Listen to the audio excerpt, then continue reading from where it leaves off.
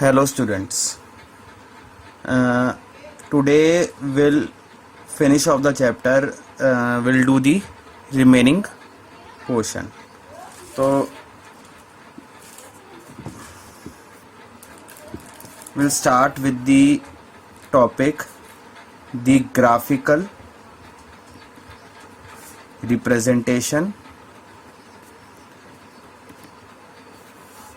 of motion. So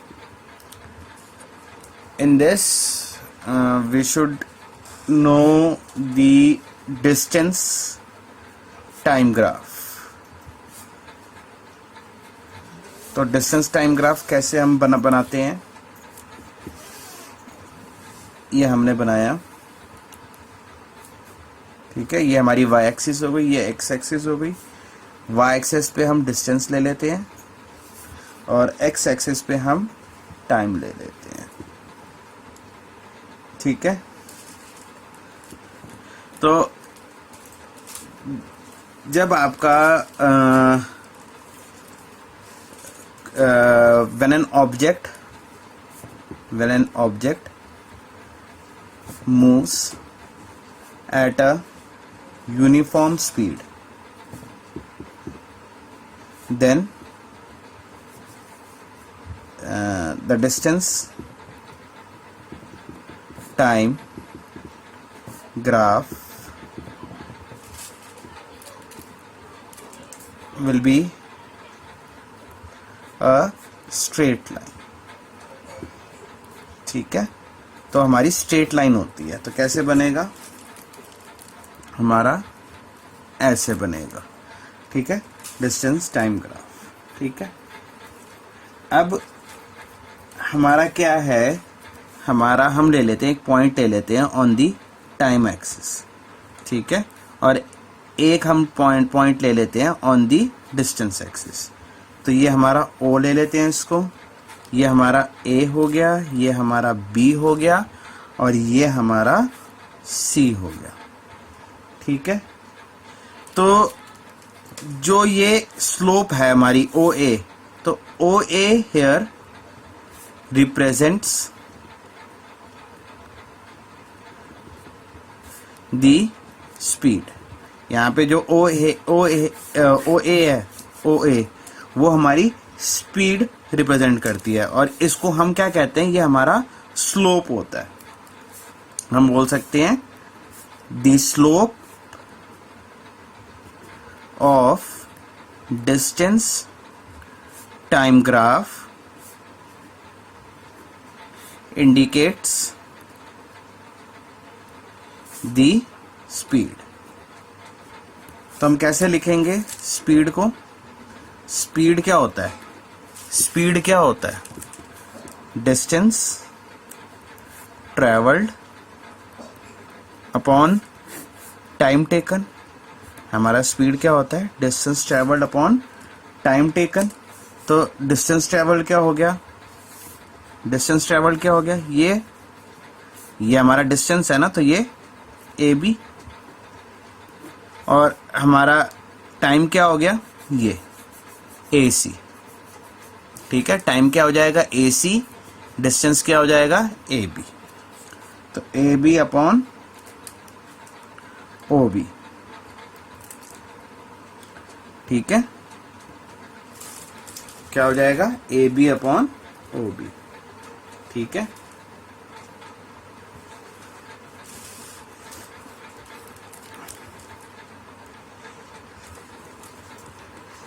अब हम आगे चलते हैं, ठीक है। ये हमारा डिस्टेंस टाइम ग्राफ हो गया। अब हम आगे चलते हैं। अब आगे आ जाता है जो हमारा, वो आ जाता है आपका वेलोसिटी टाइम ग्राफ। अगला क्या आ जाता है, वेलोसिटी टाइम ग्राफ, ठीक है। इसको हम स्पीड टाइम ग्राफ भी बोल सकते हैं, ठीक है। अब इसमें तीन चीजें आती हैं, ठीक है, व्हेन स्पीड रिमेन्स कांस्टेंट, अगर स्पीड आपकी कांस्टेंट है तो ग्राफ कैसा बनेगा? ये हमने बना लिया एक्स एक्सिस वाई एक्सिस, ये हमारी स्पीड हो गई, ये हमारा टाइम हो गया। ठीक है, जब आपकी स्पीड कांस्टेंट रहती है यानी स्पीड एक जैसी रहे तो क्या होता है, जो आपका ग्राफ बनेगा वो पैरेलल टू एक्स एक्सिस बनेगा। ठीक है, इट रिप्रेजेंट्स, जब आप एक line parallel to X axis बनाते हो तो क्या होता है, जो आपकी ये लाइन है it represents the constant speed, it represents the constant speed. ठीक है, समझ में आ गया? नेक्स्ट जो चीज है वो है when speed changes at uniform rate, when speed changes at uniform rate. तो इसमें ग्राफ कैसा बनेगा आपका? X O Y. ठीक है, ये आपका स्पीड हो गया, इधर आपका टाइम आ गया। ठीक है, जब आपकी स्पीड कांस्टेंट रेट पे चेंज होती है तो हम बोलते हैं ये जो ग्राफ बनता है हमारा स्ट्रेट लाइन बनती है। ठीक है, जो हमारी ग्राफ बनेगा वो क्या बनेगी? Straight line. ठीक है, अब जब हमारा ऐसे बन रहा है तो इसको हम बोलते हैं यूनिफॉर्म एक्सेलरेशन। क्या बोलते हैं? Uniform acceleration. जब अपवर्ड हो, आपकी अपवर्ड स्लांटिंग हो तो क्या होती है, ये हमारी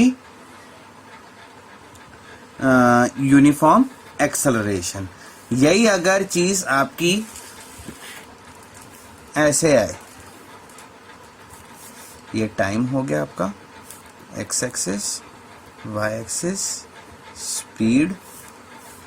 ठीक है, अगर ये ऊपर से नीचे आ रही हो यानी डाउनवर्ड स्लोपिंग हो, ठीक है, तो हम इसको बोलेंगे यूनिफॉर्म रिटार्डेशन, यानी या फिर हम बोल सकते हैं यूनिफॉर्म डीएक्सेलरेशन, रिटार्डेशन बोलेंगे यहाँ पे हम। ठीक है, समझ में आ गई? चले आगे। ठीक है,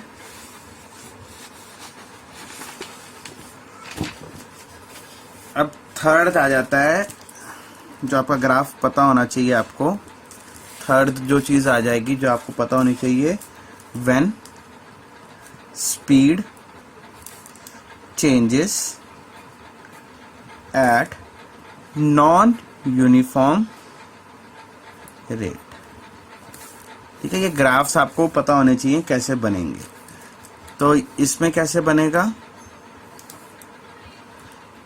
एक्स वाई ओ, ये हमारा स्पीड हो गया, ये हमारी टाइम हो गई। तो हमारे पास जो बनेगा ग्राफ बनेगा ऐसे। ठीक है, हमारा एक कर्व्ड लाइन बनेगी। ठीक है, तो ये हमारा नॉन यूनिफॉर्म रेट पे है, तो ये जो हमारी कर्व्ड लाइन है, ये हमारी कर्व्ड लाइन बन रही है जो। ठीक है, ये अपवर्ड स्लोपिंग है ऊपर। ठीक है, और ये इसको हम बोलेंगे डाउनवर्ड स्लोपिंग। ठीक है, डाउनवर्ड स्लोपिंग और अपवर्ड स्लोपिंग, इसको हम बोलेंगे नॉन यूनिफॉर्म एक्सेलरेशन। ठीक है, तो बेसिकली जो हमने वेलोसिटी टाइम ग्राफ में हमने पढ़ा है, तो ये जो आपकी लाइंस बन रही हैं दे रिप्रेजेंट्स नथिंग बट आपकी एक्सेलरेशन को रिप्रेजेंट करती हैं। जब यूनिफॉर्म रेट में आपकी स्पीड चेंज होती है तो वो यूनिफॉर्म एक्सेलरेशन या यूनिफॉर्म रिटार्डेशन का होता है। अगर डाउनवर्ड स्लोपिंग हो तो यूनिफॉर्म रिटार्डेशन, अगर अपवर्ड स्लोपिंग हो तो यूनिफॉर्म एक्सेलरेशन। और जब नॉन यूनिफॉर्म रेट पे आपका स्पीड चेंज करता है तो आपकी कर्व लाइन बनेगी और उसमें जो आपको बोलेंगे उसको नॉन यूनिफॉर्म एक्सेलरेशन होगी। ठीक है, अब हम आगे चलते हैं। जो हमारा अब ये जो टॉपिक है ये समवॉट आपका इम्पॉर्टेंट टॉपिक है। इसके अंदर हमने जो डेरिवेशंस पढ़ी थी हमारी, ठीक है, जो हमने डेरिवेशंस पढ़ी थी, इसमें डेरिवेशंस हमको ग्राफिकली पढ़नी है। हमने जो डेरिवेशंस हैं वो हमको ग्राफिकली याद करनी है, पढ़नी है। और इसका क्वेश्चन डायरेक्ट आपका पेपर में आएगा कि derive second equation of motion graphically या first equation of motion graphically. तो हमको ग्राफिकली पढ़ना ज़्यादा ज़रूरी है। तो लेट्स स्टार्ट विद, अब हम पहली वाली इक्वेशन को करते हैं, v equals to U plus A T. ठीक है, पहली वाली इक्वेशन को हम करने की कोशिश करते हैं। तो इसके अंदर सबसे पहली चीज़ क्या है कि एक ग्राफ है जो कि आपको हर क्वेश्चन के लिए बनाना ज़रूरी है। तो हम पहले वो बना लेते हैं। ठीक है,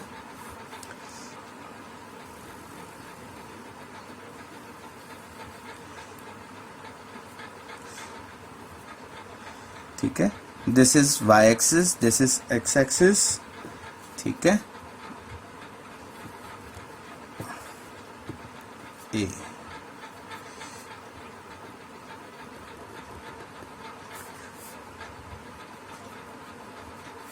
ये b हो गया हमारा, ये c हो गया, ये d हो गया हमारा, ये E हो गया। ठीक है, ये हमारी इधर वेलोसिटी को ये लाइन रिप्रेजेंट करेगी और ये वाली लाइन हमारी टाइम को रिप्रेजेंट करेगी। वेलोसिटी v, टाइम को t मान लेते हैं। ठीक है जी। अब ये जो चीज़ है ये हमारी u होगी यानी इनिशियल स्पीड, और ये पूरा हमारी फाइनल स्पीड होगी। ठीक है, चलो अब इस ग्राफ को हमको थोड़ा याद रखना है। ठीक है, ये वाला जो ग्राफ है हमारा, ये हर क्वेश्चन में हमको यूज़ आएगा। ठीक है, तो शुरू करते हैं।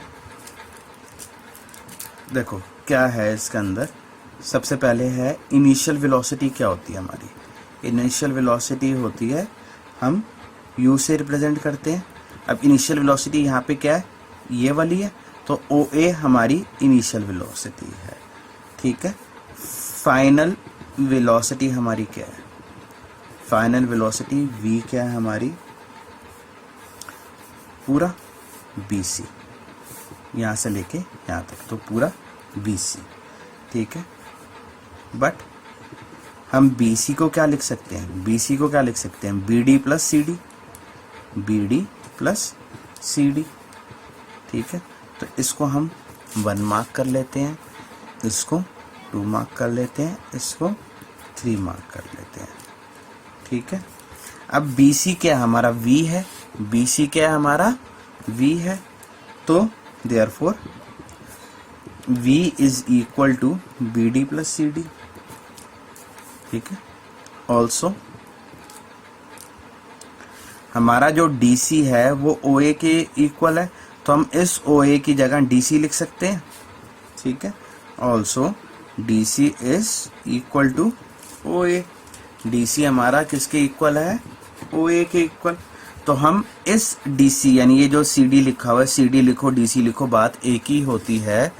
ठीक है, हम इस DC की जगह या CD की जगह हम OA लिख सकते हैं।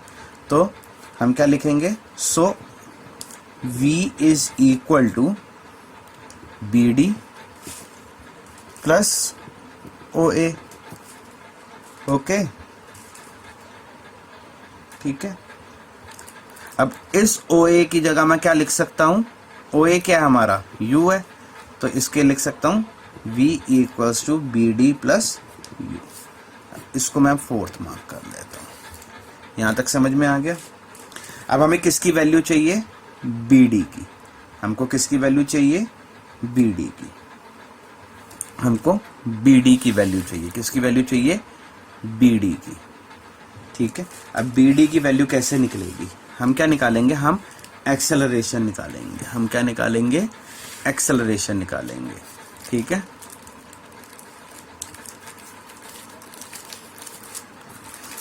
नाउ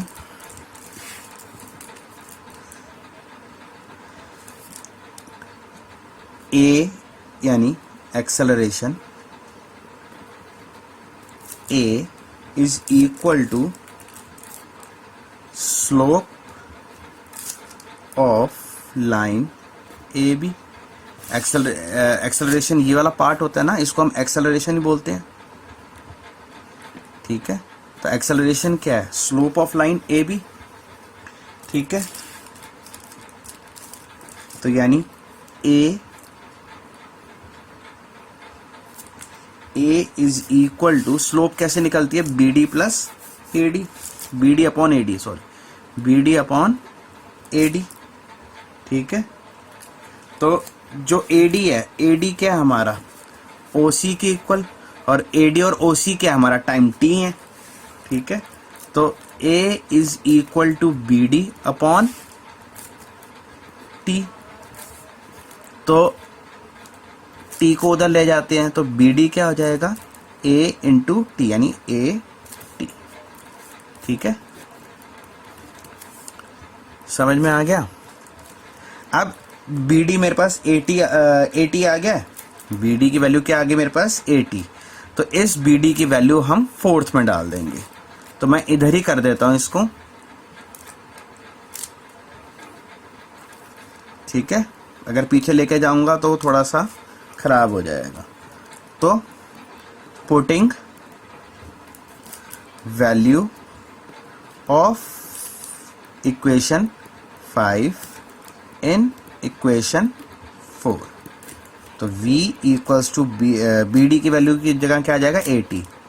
तो ए टी प्लस यू, और हम क्या बोल देंगे, v equals to U plus A T. ये हमारी डेराइव हो गई। ठीक है, थोड़ा सा याद करने वाली चीज है, थोड़ा सा हमको इसको याद करना पड़ेगा। याद करेंगे तो ही हम समझ पाएंगे। ठीक है, अगर नहीं समझ में आता, कोई दिक्कत परेशानी होती है, तो मेरे से आप पूछ सकते हो। आप चलो हम सेकेंड इक्वेशन की तरफ चलते हैं। और पूछने के बाद मैं अपने उन स्टूडेंट्स को कह रहा हूं जो मेरे पास पर्सनली आकर पढ़ते हैं।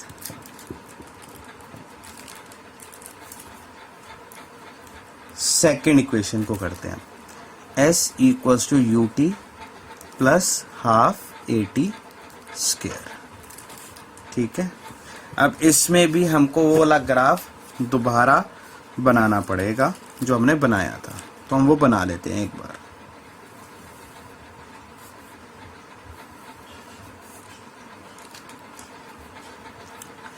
y x o a b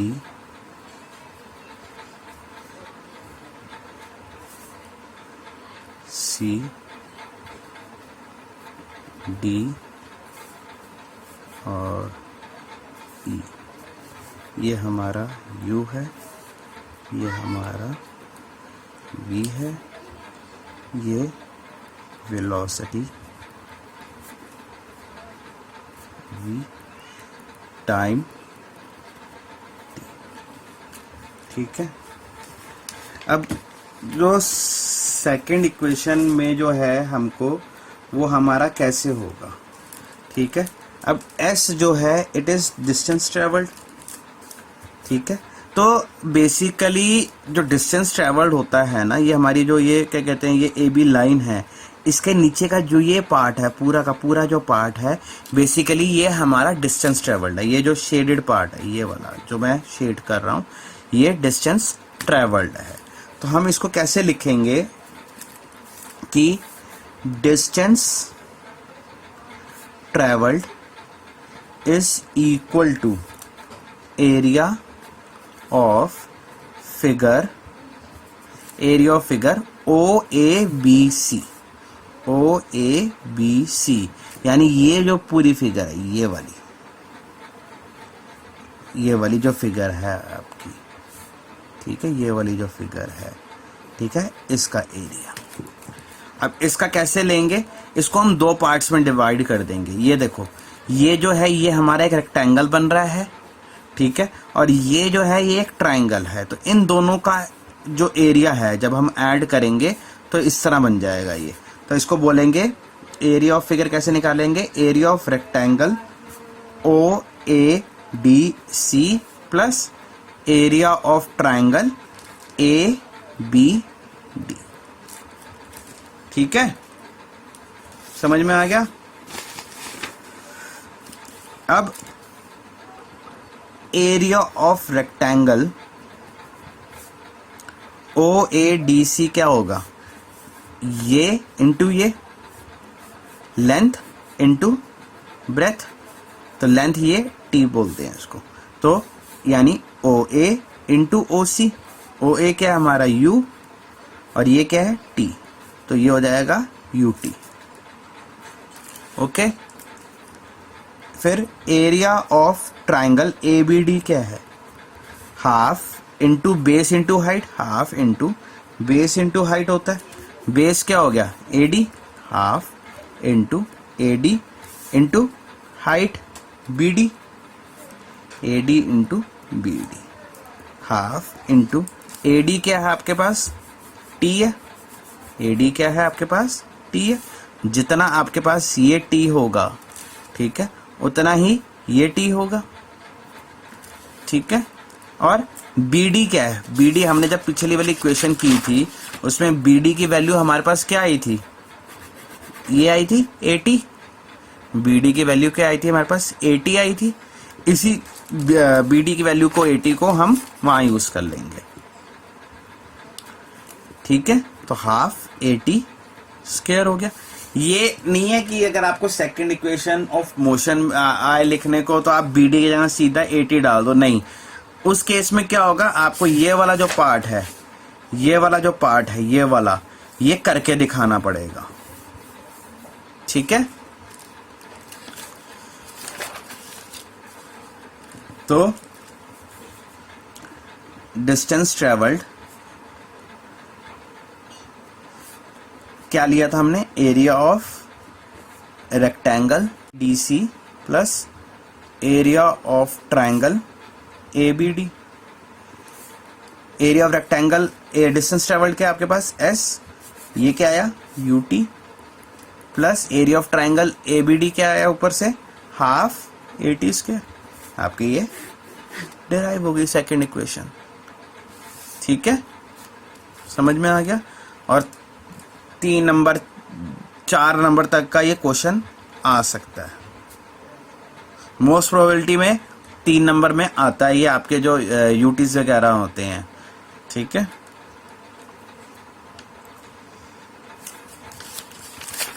तो लेट्स मूव ऑन फर्दर, आगे चलते हैं, ठीक है।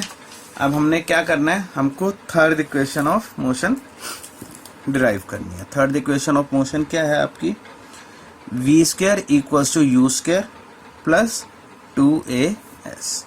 तो इसके लिए भी you have to draw that graph, तो हम वो दोबारा ड्रॉ कर लेते हैं।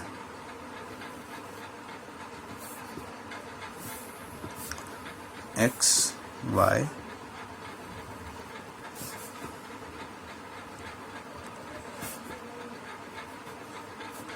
A B C D E, ये U हो गया आपका, ये V हो गया, ये आपका टाइम, ठीक है, ये आपकी वेलोसिटी V, ठीक है, समझ में आ गई। ठीक है। अब हमने पिछली इक्वेशन में क्या किया था, हमने उस फिगर को दो क्या कहते हैं सब फिगर्स में में डिवाइड कर लिया था। ठीक है, हमने इसमें क्या करेंगे, हम इसको इसमें सब फिगर्स में हम उसको डिवाइड ना करके अगर हम ध्यान दें, ठीक है, तो ये हमारा एक ट्रेपीजियम बन रहा है। ये वाला जो पार्ट है ये हमारा एक ट्रेपीजियम बन रहा है। ध्यान दोगे तो ये ट्रेपीजियम तुमको थोड़ा सा समझ में आएगा। ये आपकी पैरेलल साइड्स हो गई, ठीक है ना, और ये डिस्टेंस बिटवीन देम वाला जो आता है तुमको क्वेश्चन। ठीक है, तो क्या होगा, इसमें भी हम डिस्टेंस ट्रेवल्ड वाला यूज करेंगे। तो distance travelled is equal to area of trapezium OABD। ठीक है, अब ट्रेपीजियम का एरिया क्या होता है, एरिया ऑफ ट्रेपीजियम क्या होता है, sum of parallel sides into height upon 2, ये होता है। पैरेलल साइड्स अब कौन सी हैं आपके पास, OA और BC, तो हम यहां लिख लेंगे OA प्लस BD, BC नहीं BD। ठीक है,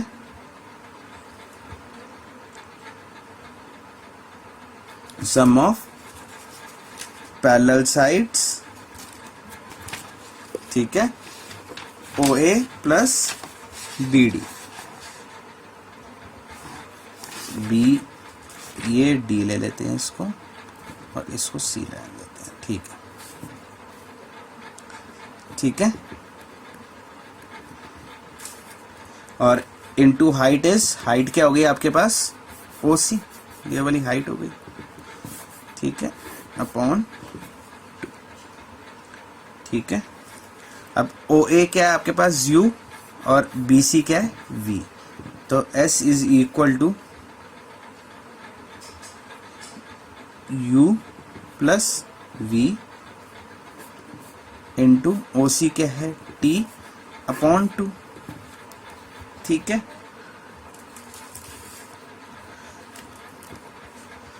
दोबारा बता देता हूं, डिस्टेंस ट्रेवल्ड क्या लेंगे, एरिया ऑफ ट्रेपीजियम OABD। अब ट्रेपीजियम का एरिया क्या होता है, sum of parallel sides into height upon 2। अब पैरेलल साइड्स कौन सी हैं, OA और BC। ठीक है, और हाइट क्या हो गई हमारे पास, ये वाली, ठीक है, OC। ठीक है, अपॉन 2। अब OA क्या लिया हुआ है हमने, U लिया हुआ है, और BC क्या है हमारे पास V। ठीक है, तो U प्लस V, ठीक है, और OC की जगह हमने T लिख लिया अपॉन 2। ठीक है, अगर तुम ध्यान दो कि इस वाली इक्वेशन में आपके पास T नहीं है, इस वाली इक्वेशन में आपके पास क्या नहीं है, T नहीं है, तो हम इस T को यहां से हटाएंगे। अब कैसे हटाएंगे, फ्रॉम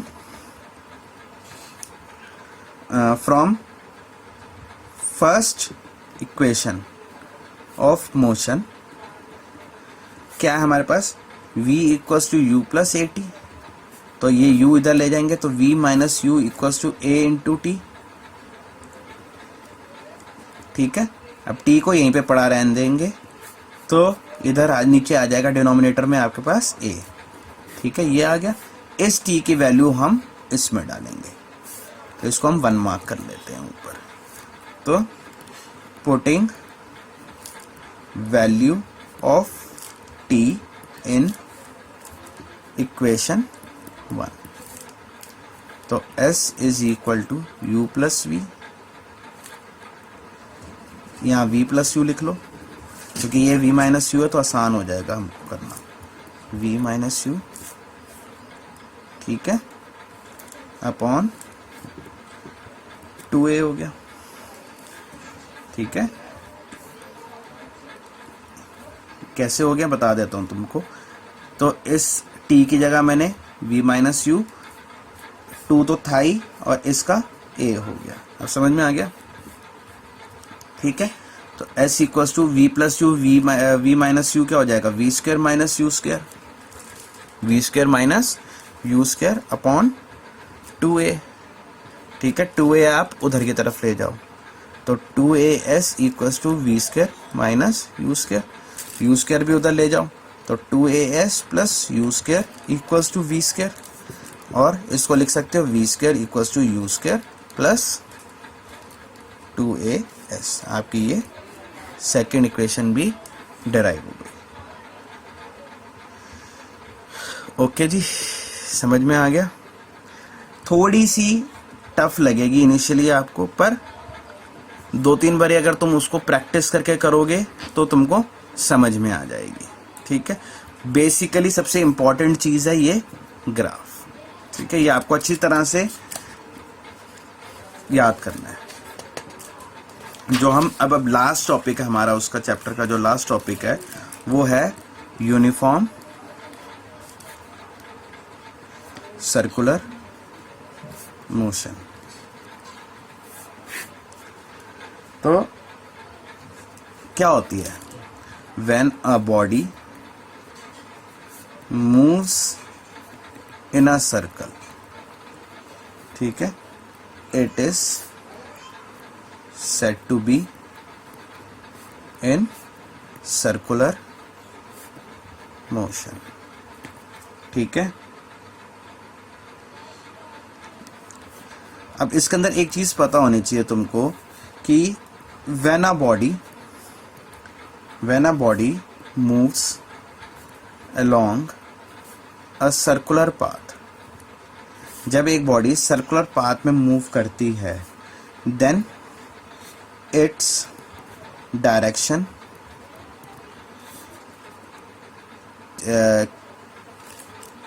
keeps changing continuously। मतलब उसकी जो डायरेक्शन है वो कॉन्टिन्यूसली आपकी चेंज करती रहती है, रेगुलरली चेंज करती रहती है। ठीक है,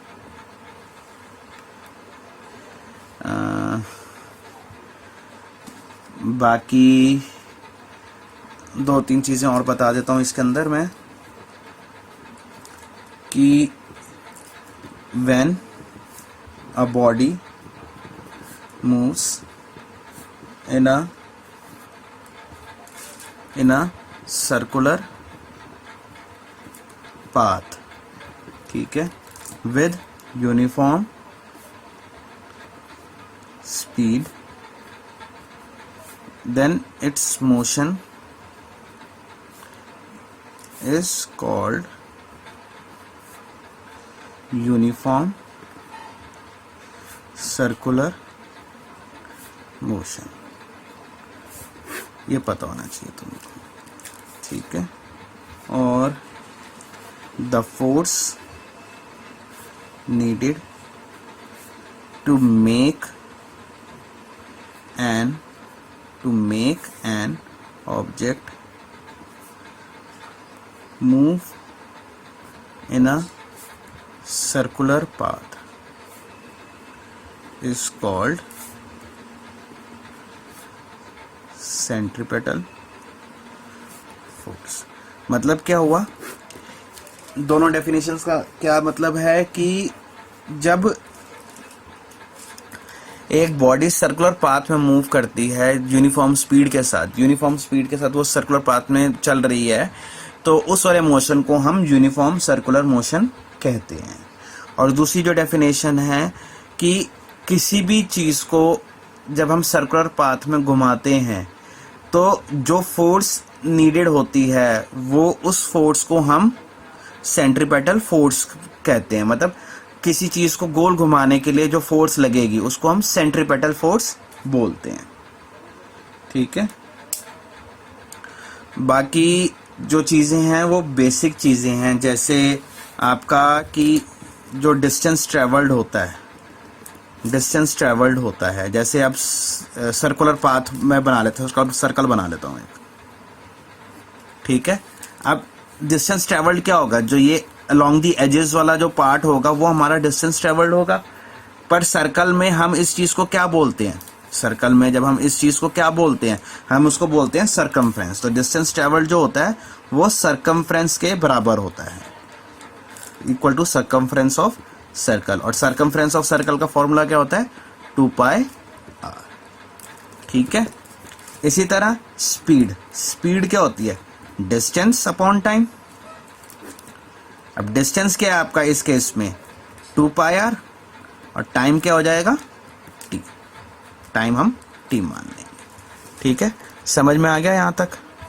ठीक है, यहाँ पे आपका जो चैप्टर होता है वो खत्म होता है। ठीक है, इसके कुछ न्यूमेरिकल्स जो बनते हैं मैं आपको वो न्यूमेरिकल्स साथ में दे दूंगा। ठीक है,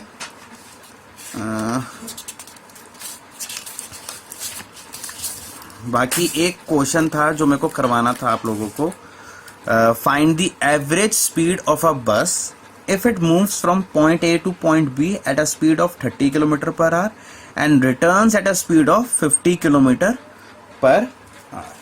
ये क्वेश्चन था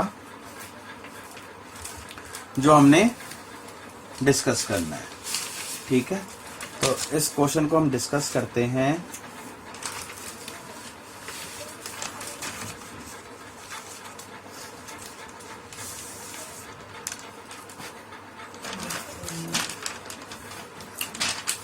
इस क्वेश्चन को कैसे करेंगे, क्वेश्चन में कोई दिक्कत परेशानी नहीं आनी चाहिए। इस क्वेश्चन को हम करके देख लेते हैं एक बार। ठीक है, हम क्या करेंगे, हम एक फिगर से समझने की कोशिश करेंगे क्या चीज़ें हैं क्या चीज़ें नहीं है हमारे पास। ये ए पॉइंट है, ये बी पॉइंट है। ठीक है, जब वो ए से बी की तरफ वो पहुंचता जाता है तो वो उसकी स्पीड होती है 30 किलोमीटर पर आवर की, और जब वो बी से वापस ए की तरफ आता है तो 50 किलोमीटर पर आवर की स्पीड से वापस आता है। ठीक है, अब हमको निकालनी है इस केस में एवरेज स्पीड। ठीक है, तो हम इसको कैसे लेते हैं, हम इसको दो पार्ट्स में करेंगे। पहला पार्ट हो जाएगा speed from A to B क्या है, इसको v1 मान लेते हैं, 30 किलोमीटर पर आवर। अब क्या लेंगे हम, इधर लेंगे let distance from A to B, हम उसको d मान लेते हैं, उसको हम d मान लेते हैं, जो डिस्टेंस है उसको हम d मान लेते हैं। और हम कंसिडर करते हैं let time taken to travel be t1 मान लेते हैं उसको, जो टाइम टेकन है वो हम t1 मान लेते हैं। तो नाउ टाइम का फॉर्मूला क्या होता है, डिस्टेंस अपॉन स्पीड। टाइम क्या लिया हमने, t1, डिस्टेंस क्या कंसिडर किया हमने, d, स्पीड क्या हमारी 30। ठीक है, सेकंड पार्ट में सेम चीजें ले लेते हैं, जो स्पीड है इसको v2 मान लेता हूं, वो क्या है वापस आते हुए अब 50 किलोमीटर पर आवर बी से ए के बीच में। ठीक है, डिस्टेंस वही हम d मान लेंगे, लेट डिस्टेंस जो हो जाएगा वो हमारा d होगा। ठीक है, b टू a का डिस्टेंस भी सेम होगा जो a टू b का डिस्टेंस होगा, और यहाँ पे हम मान लेंगे लेट टाइम टेकन भी, इस केस में हम मान लेंगे टाइम टेकन को t2, क्या मान लेंगे t2। तो यहाँ पे क्या हो जाएगा हमारा, अब टाइम क्या हो जाएगा, डिस्टेंस अपॉन स्पीड, तो टाइम क्या है t2, डिस्टेंस d अपॉन 50। यहाँ तक बात समझ में आ गई। ठीक है, अब हमारा एवरेज स्पीड का फॉर्मूला क्या होता है, total distance upon total time, total distance upon total time. अब टोटल डिस्टेंस हमको निकालना पड़ेगा। अब टोटल डिस्टेंस क्या हो जाएगा, टोटल डिस्टेंस क्या हो जाएगा हमारे पास, एक तो ये वाला डिस्टेंस और एक ये वाला डिस्टेंस, दोनों डी डी हैं, तो हम क्या करेंगे, D plus D is equal to 2d मान लेंगे, ठीक है।